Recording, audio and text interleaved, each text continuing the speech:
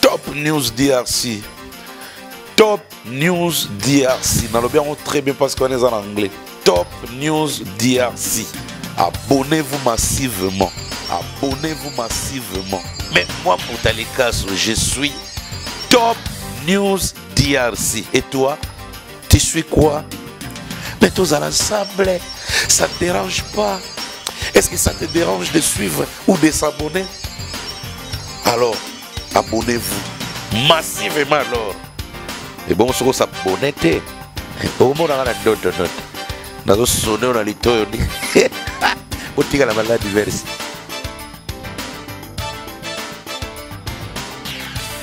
Mesdames, Messieurs, de partout vous nous suivez, le devoir nous appelle. Bonjour, bonsoir, c'est là, dépend de l'ère à laquelle vous nous suivez. Merci infiniment de nous avoir fait confiance par rapport à cette émission également. Vous qui êtes abonnés sur Nouvelle Tendance Télévision et vous qui nous suivez sur Top News Télévision également, nous vous disons sincèrement merci beaucoup. Derrière la caméra, nous avons Hervé Chulonor qui réalise cette émission. Nous penserons également à tous les partenaires de cette émission, en commençant par le sponsor officiel Yadjani Sita, Tchungamputu Michuri depuis Suisse-Irlande. Clin d'œil spécial à David Bendo Barnes, le président de la FIDICO. Merci également à l'impresario Claude Ndombasi, donc top modèle à Taboufatou, donc depuis quelque part. Merci à Maloris, la congolaise Malolo, véritablement femme d'affaires chouchou Natatila. Et merci infiniment à la bande de Koutou, à Pesabiso confiance pour que Moussalao et Kende toujours liboso. Et puis clin d'œil spécial à ma soeur Néné Adam depuis Californie qui nous fidèle à cette émission. Alors, Moutina Binotou ou Bozolanda Bisso partout à travers le monde. Mesdames et messieurs, nous avons le plaisir de recevoir sur ce plateau un homme de Dieu. C'est vrai, ça fait Beliretz, qui est Toyamba et le Sossoté. En tout cas, tout le monde est moins Kala. Nous avons le plaisir de vous présenter encore pour la énième fois l'homme de Dieu, le représentant légal de l'église, de l'assemblée Ashekina Monde. Donc, c'est une église qui est partout à travers le monde également. De temps à autre, à Angola, à Poto, à Afrique du Sud, à Kotoyo. Mais les lots locaux, la zana biso à Namboka, de ces pays, to yambela binoye, to meka un peu kosolanaye, concernant Makambo Belé. Donc on va faire le meli-melo. On va toucher et naba domaine Belé, afin que tout apporter lumière à Makambo to au Bozolanda, to au Bozoyoka, et Zolika Nakatia Mokili, to la communauté congolaise. Alors nous avons sur ce plateau le prophète Bienekir qui est déjà à Awa. Bonjour prophète. Bonjour Alain Délé. Bon retour au pays. Merci beaucoup, merci. Mais prophète, tout le temps on a vu faire sujet. D'abord, tu as un plaisir à Koyambayo. Mais qu'est-ce qui fait que près d'une année, tout le monde a connu le sous-sauté? C'est vrai, tout le monde a église à la Ranangokaka. Mais il y a sur place, tout le monde a eu le sous-sauté, tout le monde a action, tout le monde a activité, ni nous a justifié l'absence de yo. Merci beaucoup Alain Dele. Je crois que l'absence d'Angaï est là qui dit à Moussala parce que au qui assemblage qui est dans le monde, ils allaient éparpillés dans le monde et Moussala est Benganga. J'avais un petit problème au niveau de Angola. Angola, assemblage qui est Angola et connaîtrait qui a problème est belé. Alors, Nassala qui au moins 2 ans n'a pas de soutenir Angola. Alors comme assemblée les amenés et bah peuple baza et belé dans Angola, senga qui nazala un peu en Angola pour na komeka ko faire asseoir bah assemblée wana. Notamment na Luanda, na Bushiko, na Malange, na Wish, na Makela et na Lubango. Je crois qu'il fallait qu'il vraiment faire asseoir d'abord assemblée wana. Et raison pour raison au salaki qui n'a vanda inane en Angola mais n'a vanda qui Angola kaka inanete nazaki na Sudaf nazaki na Portugal nazaki na Cameroun pour na aussi ko salape na musala. Je crois que depuis dans Zongi ça fait déjà plus d'un mois et Naza je crois que Nazaka toujours prêt pour nous servir le peuple il y a monde où ils a besoin de bango. Merci beaucoup. Alors, tout c'est pile parce que, enfin, quand même, Ozongi Awa, ensuite, au Sala, Msala Kuna, et Ozongi Biso, après, au Sala, continue, Msala Nayo. Tout le temps, on a vu faire ce jeu. Parce que depuis un temps, tout le monde Awa, et dans différentes chaînes, il y a télévision, et également sur le net, tout le monde a réseaux sociaux, Maramoueza, Tomboka, sur la prophétie. Tout le monde a awa et bandoko pas prophétie zobima tel serviteur de Dieu a kokende a kufa Dieu va frapper et en fin de compte tout le monde peut et bateau azotanga bazo kende pe moni va kufi bazali sous na bisoté, c'est-à-dire prophétie aux qui n'a pas forme et belé awa. Mais on se pose la question, est-ce que Dieu ne reconnaît pas la République démocratique du Congo? Parce qu'on attendait à ce que tu aies quand même l'ainsi dit l'Éternel, l'ainsi dit Chama, Azolo Banini, Pona Mboka Nabiso. Mais qu'au peuple congolais, Azomona, c'est comme si Aza reconnu, Nzamba Yebiete. Mais prophétie zobimana makamusu pe tozo mona yango. Yo en regardant tout ça parce que yo posa muto alanda pe mo makambeleka mingi na ba réseaux sociaux. Est-ce que toki kozwa réaction na yo na makamu parce que tozo mona bandeko c'est vrai bien que boza génération moroté mais tozo mona bango mikolo ba pelisi moto mamba prophétie pe na ba salama sécurité. Mais en observant tout ça, lecture ni nozo salato, regard ni nozo nango vis-à-vis makambu tout ezolekana sur la prophétie.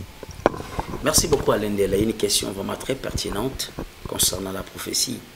Soit par exemple dans Deutéronome chapitre 13, Bible le ici s'élève au milieu de toi un prophète ou un songeur qui t'annonce un signe ou un prodige à qui est l'accomplissement de ces signes ou dit prodige dont il t'a parlé en disant allons après d'autres dieux et des dieux que tu ne connais point et servons-les.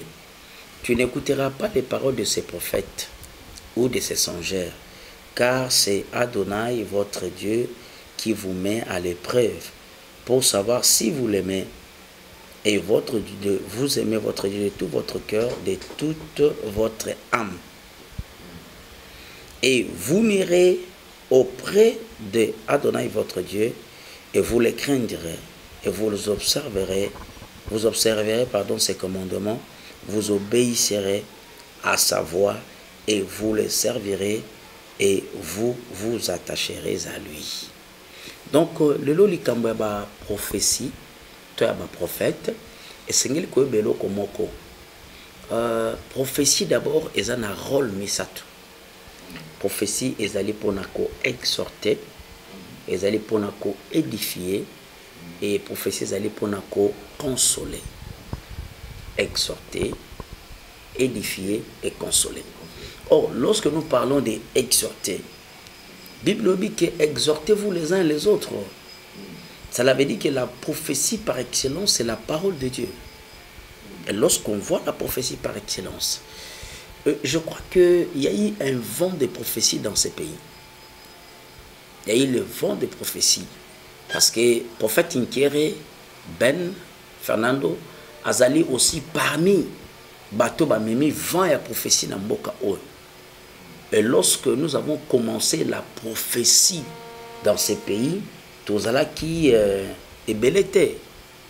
Tozala qui est belleté. Et à ce moment-là, il y a mes deux amis qui sont partis.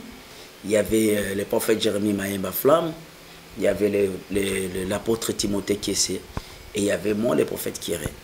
Ozala qui trois jeunes. Parce que je pense que les lots, bandeko bazomonanga les lots parce que na ba réseaux sociaux na nga kokota mingité. Parce qu'il y a des raisons personnelles. J'ai des raisons personnelles. Mais le bateau bazomona le prophète Kéré Bayebi. Ezali jeune oyo Aidi Nabala atiaka maboko na âge 11 ans. Na liboso école ya Kalembelembe. Alors tozala ki banamitié o tozo mema sango malamu côté na ba wenze na ba 12e mairie et partout. Et lorsque tu vas dire à l'église, tu as qui vend la prophétie qui makasi. Mais ce n'est pas comme aujourd'hui. Et ça, le col à l'éloté. Parce que prophétie à l'élo, et ça, la prophétie, ils ont une base scripturaire. La prophétie à l'élo, ils ont vraiment fondé. Parce que lorsque tu as dit namoni mutakufi, namoni mutasaliboy, Oui, ils ont m'embêté. Mais nous devons faire revenir d'abord le peuple sur la base de la prophétie qui est la parole. Parce que lorsque Moutou a ébinon liloba ya nzambete, comment on peut ça directement dans la prophétie? Parce que prophétie, en réalité, est délivrateur. Mais ce qui délivre, c'est la parole de Dieu. Il y a un monde de Dieu qui délivre. Donc, je crois que la prophétie, c'est ça malelo, et ça m'a bêté. Ndengo lobi que oui, la prophétie, c'est ça m'a pona batu. Et la prophétie, c'est m'a pona mbokate. La prophétie, belé ça m'a pona mboka ndeko nanga lendele. La prophétie est belé et ça m'a pona mboka. Mais bakonzi ya mboka baza kolinga te ko jeter regard vers ba vrai prophète pona mboka émerger. Bango baza toujours na regard na bango vers ba occidentaux ko benga ba indien ko ya ko sopela ba makila pour ba gagner na ba élection, ba gagner na ba législative, ba provinciale, tout donc baza bato yo ba balingi plus comme il peut ça na misala ya soloka. Moi je l'ai dit, je n'ai pas froid aux yeux ni l'eau dans la bouche. Baza bato ba mi pesi plus na misala ya ki soloka. Il y a magie, il y a rose croix. Alors c'est ainsi baza na souci à peuple té. Moi je pense que dernièrement j'avais prophétisé. C'était l'année 2016 na Kenya na mois de juillet. Na Kenya na Bakongo, kopé sa prophétie et pas gouverneur Jacques Mbadou. Il y a des preuves na ba téléphone nanga ba message ezali. Na koma kuna na kutana na ba secrétaire na ye na komi oui ba sali lokola neti ba boya tita on a pesi message alors on a lobi que non. Tala message oyo Adonai ya Israël a lobi nanga boye. Alors ceux qui a tosi yango te dans une année okufa.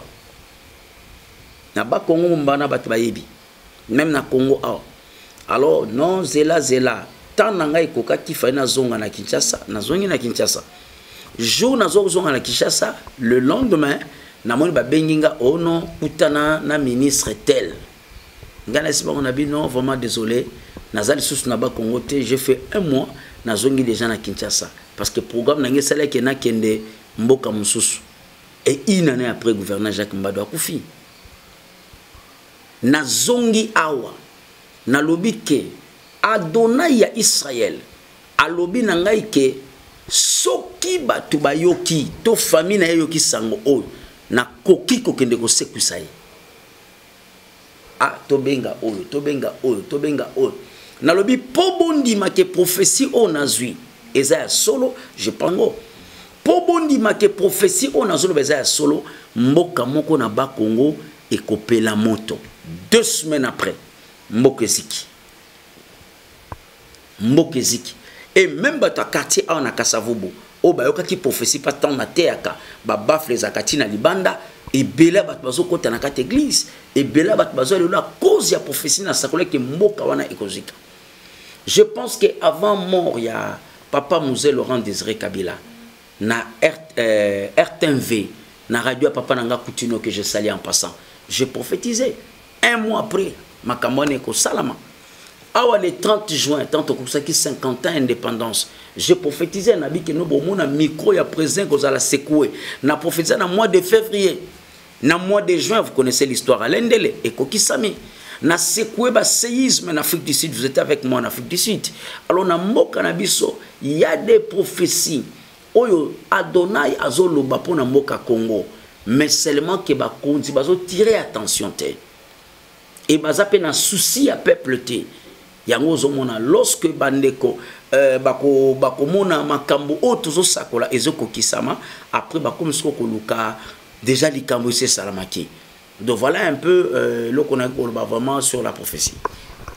Merci prophète Ben Kier, mais te toucher sur aussi en ce qui concerne le pays, parce que je crois qu'il y a une réunion, il y avait une réunion qui a été organisée par l'évangéliste Kiziami Nakibila. Déjà là, il y a une initiative, il y a les hommes de Dieu, mais un peu kota là, par rapport à la situation où cannabis se traversé.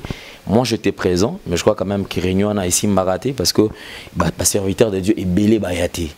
La Seretova est mon coana, un homme de Dieu après, mais à côté déjà Réunion ici là qui. Alors, tous en ce qui concerne les églises du réveil, est-ce qu'aujourd'hui on peut dire ou vous pouvez accepter que l'église de réveil, les églises de réveil, vous avez échoué dans la mission Nabino parce que tu as confiance. Il y a eu beaucoup de réunions organisées à Ponamboka, au prière boyo, 40 jours de prière, au stade des martyrs, au Sangana, au Kenekotoyo, au Sala Boybisonyon Soto. Il y a eu même quelques serviteurs de Dieu, déjà, on aurait appris que Bango Bazoki na Bango déjà mbongo. Mais l'élo, la part de responsabilité, oyo, Esaïa Bino, serviteur de Dieu, en ce qui concerne Marambo Cannabis, est-ce que l'élo, qui quand même, qu'on dit que pour échouer dans la mission Nabino Oyo, pour jouer pour Nambo Cannabis? Humblement, Alain Delé, je dirais que nous avons totalement échoué. Merci. Tu as échoué parce que je fais partie du corps du Christ. Je suis prophète, Nazali Andor et Akorte. Tozali, serviteur, et belé, qu'on reconnaître en côté. Et dans le but que tu as échoué totalement. Pourquoi? Na coupé cet exemple moko. Premièrement, biso ba serviteur tozali unité. Tozali unité. Chacun a son coin. Mutuna coin nae. Mutuna makanisi nae. Mutuna doctrine nae. Mutuna façon de faire nae. Et moi je déplore na le lakamingi. Pourquoi les lots toko ko sala ba plateforme au bato bazali élevé, soi-disant des pères, mais kozala batata o ba mi bengaka batata tozo mona vraiment le côté parce que jusque là ezate na ba réunion ou ezana ba édification tozo mona ba dérapage ndenge na ndenge tozo mona ba chevauchement makambe belé mais jusque là bato bazo benga papa ils n'ont même pas le temps de nous convoquer étant les enfants toya pour tolo ba mabe ozo le kana nde balobi que les linges sales se lavent en famille to meka ko sukola babilamba ya salité pona to kene liboso non et ça la makate et puis le lot okomona le lot l'évangile c'est qu'ils aiment que je salue en passant mon grand frère je crois que le lot ba réunion o bato bengaka o mona mutako yate mais ba réunion o ba bengi bato po pesa bango mbongo. Là, vous verrez que beaucoup de gens vont se présenter, beaucoup de pasteurs se présenteront parce qu'ils savent que bah yebi ba pesa bango mbongo. Lelo ezali soute Alain Delé na mboka na biso omona obengisi réunion moko pona ko élaborer eloko moko ya malamu pona mboka kende liboso to bolamu ya mboka et omona vraiment que ba pasteur va se présenter jamais ba koyate mais so ba yoki moi transport ezali moi ni ezali ndoko mona bango bakoya yango zo mona l'évangile c'est qu'ils amènent benga ki bango e ba yete et ba musuba na bango na retard même bato ba pesa pe place payer moko pa ye na yete donc voyez-vous que ezali vraiment manque d'amour d'abord pour Namboka Nabiso. Oh, Bible lobby, priez pour votre pays car votre bénédiction en dépend. Ce qui l'ont bénédiction dépendre Namboka. Oh, papa, particulièrement, je ne peux pas taper la poitrine. Combien de sacrifices à l'Indel, vous savez, on a salé pour Namboka. Oh. Lorsque Mboka O banzele zalaki ya ko pasuka banzele ya ko beba ngana zo le kanaba victoire na tomboli maboko na ngana likolo nazo ke na ba gare centrale nazo ke na ba rond-point ngaba nazo ke na ba rond-point super lemba nazo ke ndepona sa ba prière na lobi ke mboko ko bonga voilà pourquoi j'ai ce diplôme là que vous voyez o ba bengi diplôme ya cinquantenaire. Lorsque tu as qui cinquantenaire en mboka na biso, je crois que j'ai été cerné de ce diplôme à partir à Artanse. Et lorsque le DG était encore Koulibaly, et il y avait des ministres au Bayaki pour nous cerner un diplôme wana, étant prophète des cinquantenaires. Pourquoi? Parce que j'ai prédit des choses. Vous savez que les prophéties sont des requiels. Et ça, requiel est prédit par nos aïeux, par nos anciens, tels que les prophètes Isaïe, tels que Ézéchiel. Et si nous devons prophétiser, devons-nous prophétiser selon l'ordre des aînés? Yango Tomona qui même prédire des choses dans ces pays, prédire des choses pour le peuple. Moi je crois que souci Otozakanango parti Yango, raison pour laquelle Alain Delé Je souhaite aujourd'hui passer na site Nabino pour que ça souci autozakanango pour na peuple Congo. Non pas seulement ba obaza na Congo awa, mais ba obaza na diaspora.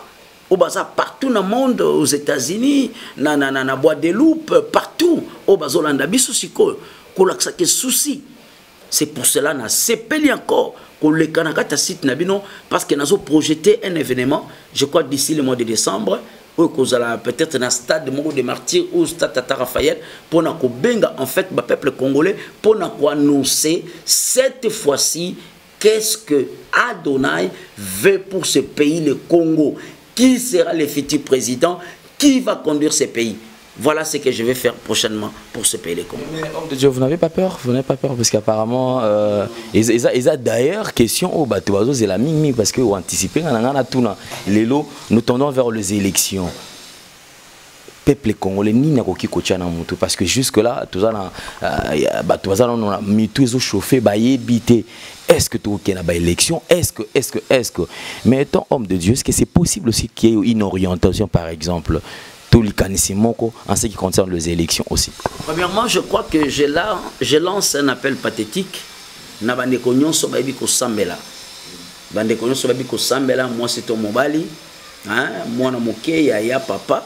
Je crois que tous na masimani ba 25 na commune à Kasavubu parce que nazana na robimate ti mois janvier parce qu'il faut tout talande mo que zokende. Tous a besoin moi il y a 5000 intercesseurs. D'abord 5000 intercesseurs. Tous les jours on a venu masimani ba 25 na commune à Kasavubu. Toi d'abord on a besoin de 5000 intercesseurs. Auto nous sanganaka mardi, mercredi et puis dimanche pour nous préparer grand événement parce que je dois quand même parler d'un prophète. Omoni alendele na mboka to ko vivre te lokola basako li bazate. Je dois quand même parler. Qui sera le futur président de la République qui va conduire le Congo et en 2019 pour na lobby déjà makambebele. Na sin annoncé déjà parce qu'il n'a pas si ba signe pendant 2 semaines. Beaucoup mona lundi mbule ko beta.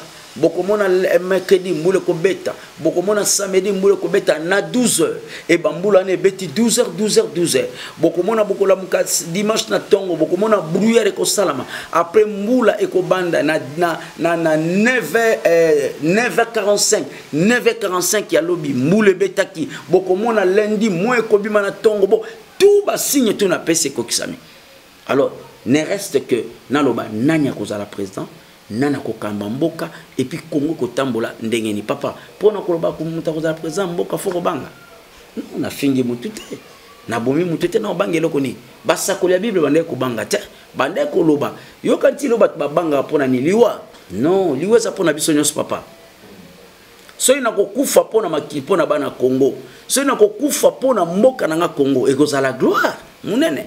Donc nous devons quand même annoncer pour Bayeba et puis tout le monde a makamona kokokisama et que ça la kebaba ndasko koyoka parce que nous avons introduit des lettres pour demander des audiences mais bazolinga na bangote. Nous devons maintenant annoncer officiellement na ba peuple bakoyoka parce que je sais que tant na ko annoncer et que ça dans un bref délai au batu bakozana diaspora bakoya na ba États-Unis partout bakoya na stade en sorte bayoka mosakoli alobaki. Et nasime kozala ke oya koto saboité beaucoup mona boyekoya. C'est ça. Merci beaucoup prophète. Alors je crois quand même prenons notre thème parce que nous avons même tout le bela parce que notre yo kango obano le bela sur le fondement. Oui. Et bizarrement, j'aime dire muto azara na poto, muto vivara na mboka mususu mais tant que ça so vivre bonheur té menzoka yazala kana Congo ah. Et ça moi confusion na mitu abatu. Est-ce que vous pouvez nous parler un tout petit peu par rapport concernant les fondements? Donc, je crois qu'Alain Delay, lorsque je parle des fondements, Nakoki Kozwa d'abord Psaume chapitre 119, Psaume chapitre 119, verset Totanganana Psaume, Psaume chapitre 119, Batbako comprendre moi Makambo est belé sur ce point. Psaume chapitre 119. Psaume chapitre 119. Toké Tozomata na verset 160. Balobi, le fondement de ta parole est la vérité. Et toutes les lois de ta justice sont éternelles. Les fondements de ta parole est la vérité. Et toutes les lois de ta justice sont éternelles. Donc, ce que tu parler sur le fondement. Alors, fondement, lorsque on veut ériger ou bâtir une maison, on commence par fondement. Or, lorsque tu as la fondation, il y a même ezali socle yandako. Lorsque fondation ou fondement ezali kotonga mamala mute, ndako wana un jour et ko se branler. Et ndako wana un jour et ko bukana. Et lorsque fondation ezali malamu kotongama, fondation yangonde et ko déterminer ndako ce ko mata na premier niveau et ko mata na deuxième niveau, to na troisième niveau. Au moins, à l'église, pas nanga, na masimani ba 25 na Kasavubo awa. Alors, fondation auto sala na se awa à l'endele. Vous connaissez l'histoire. Une fondation de 4 mètres de profondeur en moins long, s'il vous plaît. Yango ko permettre biso to mata même 4-5 niveaux. Parce que fondation est allé bien. Oh ba fondation ba ndaku auto zomone salama malamute et fondation na un jour ndaku wana e ko bukana. Un jour ndaku wana e ko koya. Oh ba fondation to ba fondement o e salamaka ndeto mo lelo ndako tozomona kaka assemblage keneza étage. To mata premier niveau. Mais fondation o salami to mona ngoli sustain parce que c'est zipama déjà na mabele. Oh loko la fondation zipama batu bakoyeba te eloko nino to chana se. Biloko to kutana ngona se batu bakoyeba te. C'est de même aussi le fondement o tozana ngona katia ba famille na biso ba fondement na yangonde eza ko déterminer élévation na biso to rabaissement na biso. Le bato belé na ko ebisa yo Alain Dele journaliste amune na mboka o ba zui ba fondement ya mabe ba fondement ya mabe ezali na papa moko papa wana azalaki na bana na ye bana wana papa wana na kata Bible comme ne Job tala lokola fondement ezalaki ya mabe papa na ye ba kite Bible obi ke bana na ye chaque fois bazo kende ko sala ba fête bana bazo kende ko sala ba fête et lelo o combien de bana ya nzambe na mukili o bazo kufa likola ba fête tala fondement ezalaki na kata ndaku ya Job Bible lobi Job avandi boye d'emblée ayo kabalobi ke bana na eba za ko sala fête mir ekweleli bango tant mir ekweli bango bakufi balobi ba mpate azaki nango ba ngombe azaki nango ayo ka ba ngombe nyoso ekena mai avanda bona kata ndako ebukani oh Job ayeba kite ezalaki na influence moko ya fondement ya sorcellerie na kata ndako na ye lokola Satan na lola afinga kinzambe ba parachute na se yango moni mwasi ya Job pe azoba na Job alobi ke lolenge ozobela oyo luka ofinga Adonai po Adonai wana sala nini aboma yo tala même parole ya fondement ya sorcellerie na katandako et pour une information pour ko révéler ba vérité Job abeli bana ne bakufi biloko ne so ngwe baby mais na katandaka Job mwasa Job atikala ko belate batanga histoire na batala malamu. Pourquoi? Parce que fondement ya katanda kwana mwasa Job azaki na kata sorcellerie. Azaki na kata sorcellerie. On a parlé ba fondement caché ya sorcellerie. Donc Job avandi tina suka alendele okotala ke Job akende ko bengana mwasi na ye. Pourquoi bengana ki mwasi? Parce que ko remarquer que mwasi azaki na kati ya kindoki. Oh, lelo ba te belé bazana poto papa. Ezana papa moko azali ya papa Dodi. Na bomba kombo na été poza ndeko nanga. Papa na ake poto. Avandi na poto. Lokola tika ki fondement ya mabe na kati ya mboka Kongo mwasi na ye. Mwasi azali na kati ya kindoki. Baboti na mwasi mwana moko. Babota ka lisusu te. lelo boni babali basi même na Congo même na poto alendele banda obala mwasi makambo nyonso ebeba boni banda bakotsa basi na katanda ku misale beba makambo kenda suli bosote papa ona vai na poto azalaki bien payé na musala bande ko sala mundele mo kapese responsabilité entreprise na ye mwasi na ye atindeli lettre na kata lettre na atindeli yango atena 50 francs congolais. Papa, une histoire vraie. 50 francs congolais. À combien de nabi que non, mon mari, je voulais tout simplement te dire que je t'aime bien. Rentre au Congo parce que j'ai encore besoin de toi. Tant au moins, mon bal a tangi lettre wana. Oyo 50 francs wana. Et ça qui mbongo ya envoûtement. Mobile motema moto moto. Nazonga Congo, nazonga Congo, nazonga Congo. Ndekonanga. Ngana nyoka mina bengisio na poto. Yo zale oza bien payé, ozo sala pe ofuto mbonga bien. O sali pas même 260 000 pang. O lobo zonga. Na zonga. Papa ndeko aye ko se retrouver tanga komi na aéroport ya Njili. Conscience zongi. Na komi awa. Aye papa na mukanda o azwaki na poto mukanda kote kenda ayebite. Mukande bunga. Eza na famille moko, famille Kempiam. Baza awa na yolo no. Famille wana baboti bango 8. Papa na banga boti bango nyonso na mboka na kutu. Na mboka na biso basakata. Alors, na pesi basakata nyonso mbote bazana na diaspora na monde entier. Adonai akiera pambola bino. Alors papa na boti ba nyonso 8 na mboka ya kutu. Na bana na 8 aboti 7 babimi awa na Kinshasa. Tamba komi na Kinshasa, papa na mama batika na mboka ya kutu. Na mwana moko 7 bayaki awa nzamba sele bango grâce bango nyonso batie poto. Tango papa na zo bota bana soki aboti mwana liboso kombo mbo akia loni nzeta paipai abi nzeto ya mbo soki aloti mpia akia loni nzeta paipai na sima o mpia soki aloti kempiam akia aloni nzete o ya kempiam papa bana na bakenda poto eloko ni nzo salama soki bandeko wana bakomi na tango ya elanga oto bengi la saison sèche papa bako simbata 1 euro na maboko te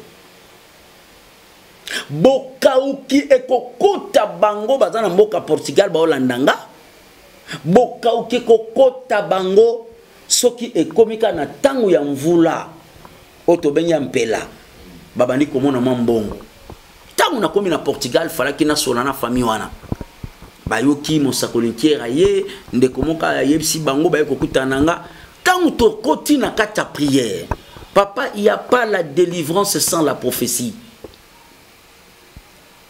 nayoki adonai kolbananga ke bino bozana fondement ya sorcellerie na kata famille na bino nazomona ba photo na bino na kata banzete ya makemba mena simanda ndeko na lobi etumba alobi biso talata papa zobota biso so papa boti mwana ake atie nzete na sima soka boti mwana soki tokomi na tango elanga soko yebisanga papa bana wana po bakangolama ezo senga nini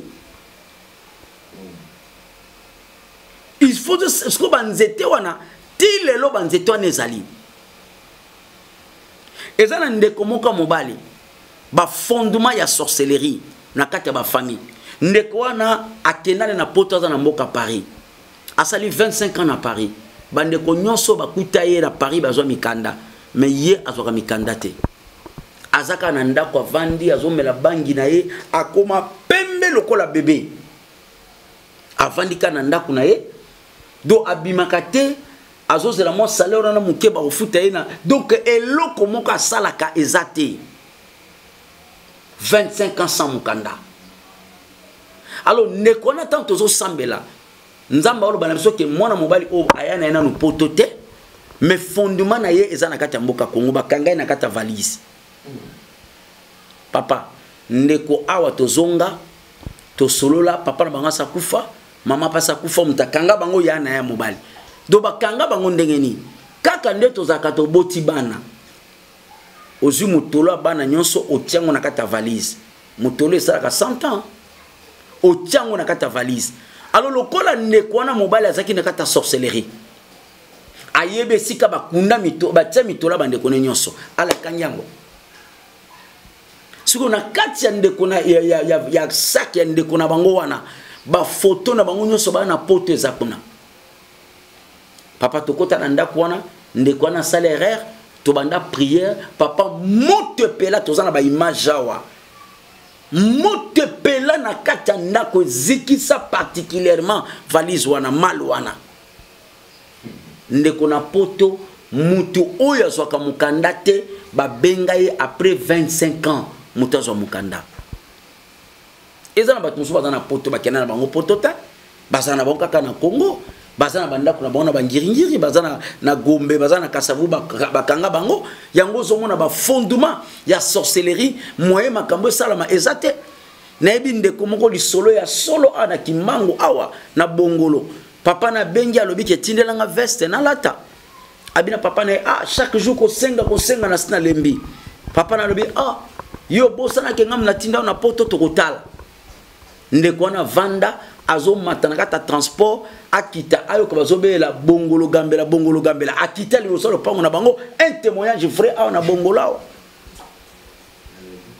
donc izana batebele so mona oyebi na ba Afrique du Sud na sali ba délivrance ba tebele o ba kenda na ba Afrique du Sud ba vanda ba kenda po kende poto mais ba kenda raté ba mikanda ba bomba na samai o ba fondement eza biloko so mona na te ena batebele alendele ba sukola ba ona ba mikwa mikomboso est-ce que pourquoi ba sukola mukomboso ba fondement satanique ezana batebele peut-être ba benga na kiluba ba ya bakash ou ba ya baluma mwasi ya mibali to mobali ya basi omuna mutu na mwabali ezate to mona bango bele na kati ya poto omuna mutu mobali kitoko azata na mwana te kaka mwasi le la changer le bazaki na Bernadette le ba comme na Odette le ba comme na Sophie donc mutazo changer kaka parce que fondement na ye eza fondement moko o ezali basé sur la sorcellerie boni maman moko bi maman oyo na nzela na yo que je sali Mama Louise Namboka ya Allemagne oya tinda biloko abenga kayo alendele po pasengani o passé numéro nanga atia biloko na kata conteneur tala biloko zo tapote zoya ba conteneur nyonso ya bato ezali kaka ya ye moko kwena na mai zo sana kata poto bazana biloko baye nango abateka namoni mama moko aye na mituka ça fait une année mituka teka makate namona papa moko na mboka Lubumbashi papa na kenda poto bandeko ne babi kazaka na poto kazane na Lubumbashi basi ba refula bandakala pourquoi parce que papa na bango azalaka ka mwana moko ya mobali na kata famille babotama 6 bandeko basi 5 ay momo na mobali alors ba moni papa na azane étoile lokola fondement ezalaki ya sorcellerie alors bandeko na basi ba bike lukela biso ebende alendele ebende kaka oya ebende ya pamba boy poto pambola yo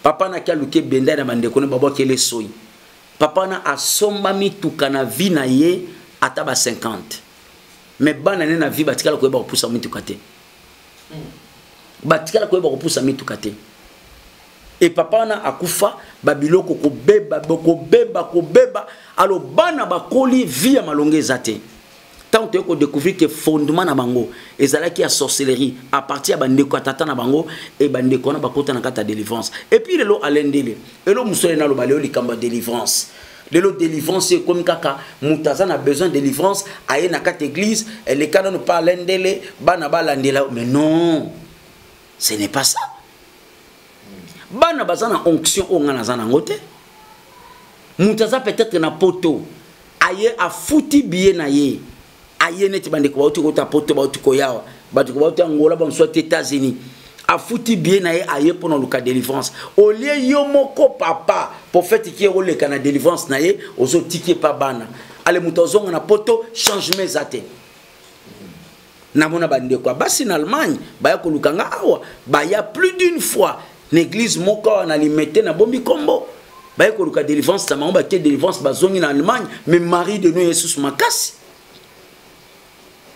le loba fondement ezebele o evandi na katami o bi le papa baza ko ignorer alendele et loko ba bengi sorcellerie tala fondement ya sorcellerie l'hôpital ceux qui malades déjà qu'on se répéter ba bengo maladie héréditaire.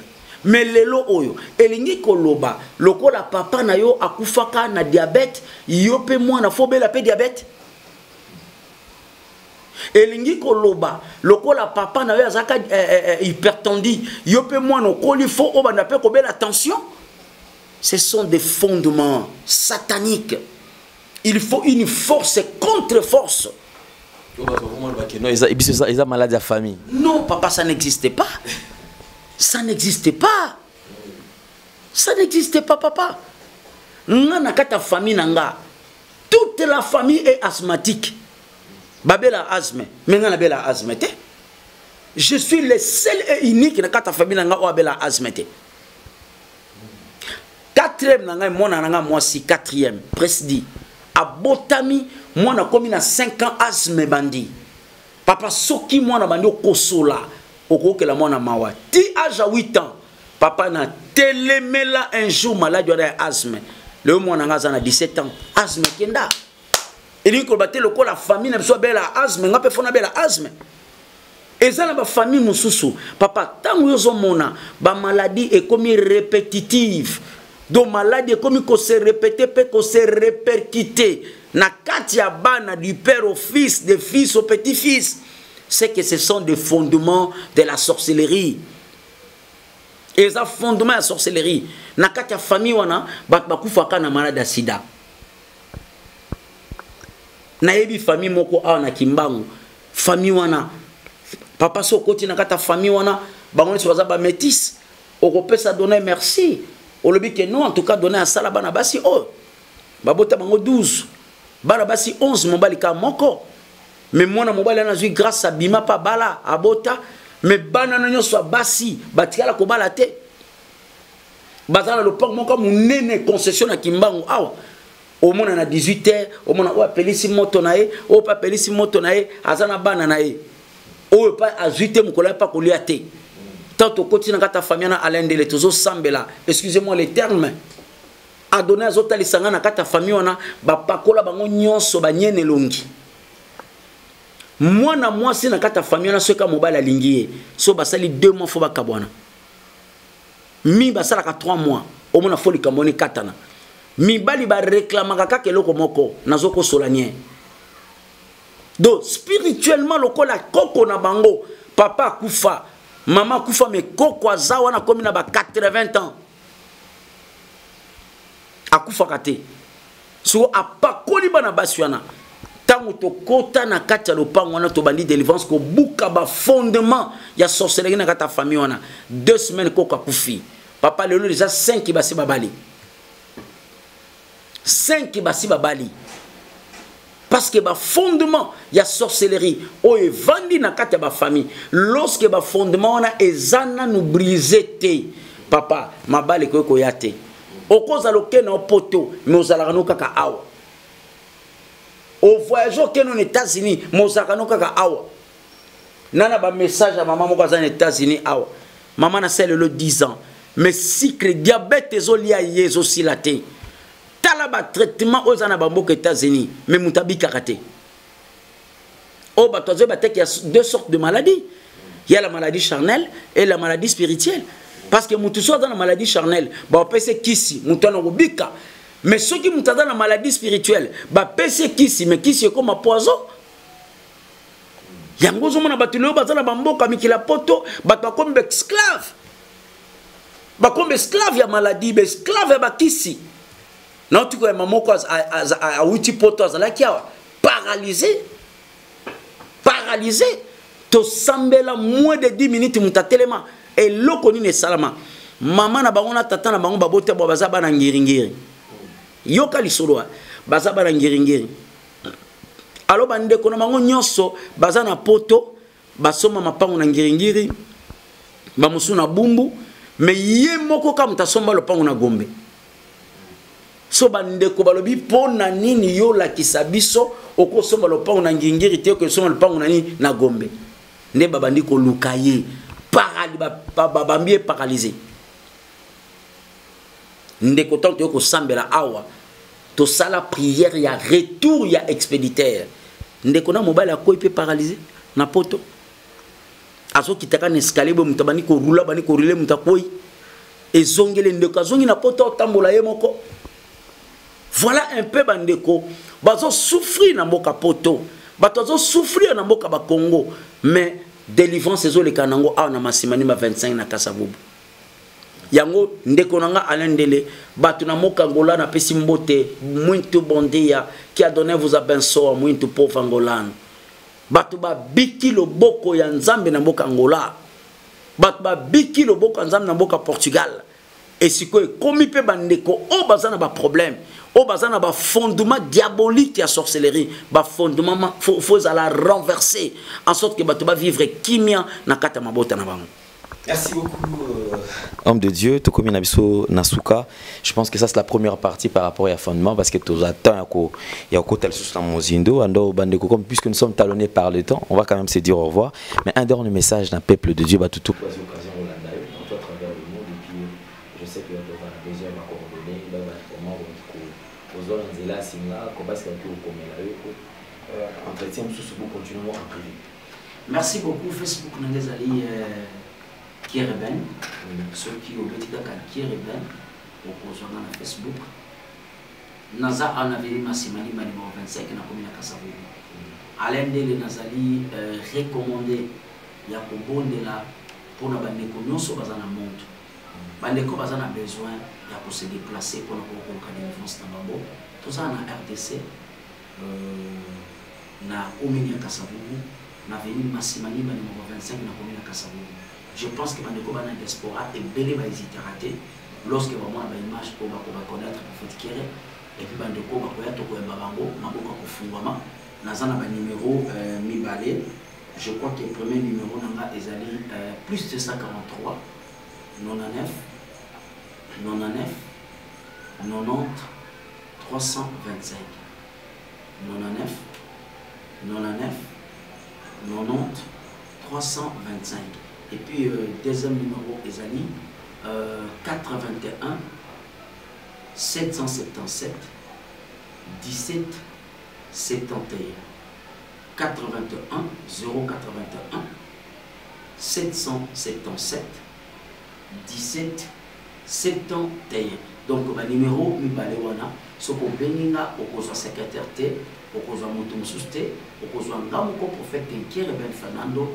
Et aux Alapona n'est pas bon la binotika, Zamba Israël, Apambo la binonyoso, au la Libye na Boka Congo, partout dans le monde, les États-Unis, la diaspora, la France, Canada, Belgique, Londres, Italie, donc binos Hollande, biso dans le monde, vraiment Zamba Apambo la binonika.